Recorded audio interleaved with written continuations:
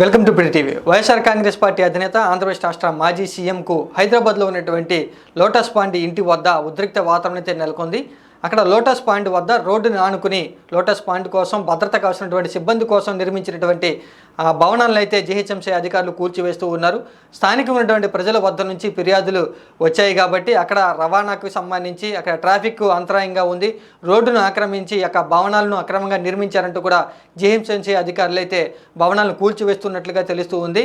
అక్కడ పూర్తి స్థాయిలో విచారణ చేసిన తర్వాత రోడ్డుని అక్రమంగా ఆక్రమించి అక్కడ భవనాలను నిర్మించారు కాబట్టి అక్కడ అక్రమ భవనాలను మేము కూల్చివేస్తున్నామంటూ జీహెచ్ఎంసీ అధికారులు చెబుతూ ఉన్నారు.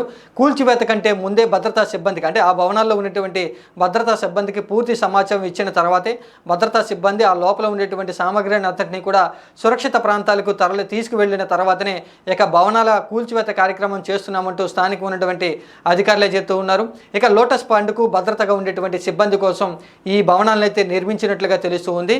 ఇక హైదరాబాద్లో ఉన్నటువంటి వైఎస్ జగన్మోహన్ రెడ్డికి ఇల్లు అనమాట లోటస్ పాండ్. ఆ లోటస్ పాండ్కు హైదరాబాద్ వెళ్ళిన ప్రతిసారి కూడా వైఎస్ జగన్మోహన్ రెడ్డి అక్కడికి వెళ్తూ ఉంటారు. ఆ పక్కనే మొత్తంగా ఆ ఏరియా అంతా కూడా విఐపి ప్రాంతం కాబట్టి లోటస్ పాండ్ వద్ద అక్రమ భవనాలను రోడ్డును ఆక్రమించి నిర్మించారు కాబట్టి రవాణాకు ట్రాఫిక్ ఇబ్బంది కలుగుతున్నట్టు స్థానిక ప్రజల నుంచి పెద్ద ఎత్తున కూడా ఫిర్యాదులు వచ్చినట్లుగా తెలుస్తూ ఉంది. పూర్తి స్థాయిలో విచారణ చేసిన తర్వాత జీహెచ్ఎంసీ అధికారులు రోడ్డును ఆక్రమించి నిర్మించినటువంటి యొక్క భవనాలను కూల్చివేస్తున్నట్లుగా తెలుస్తుంది.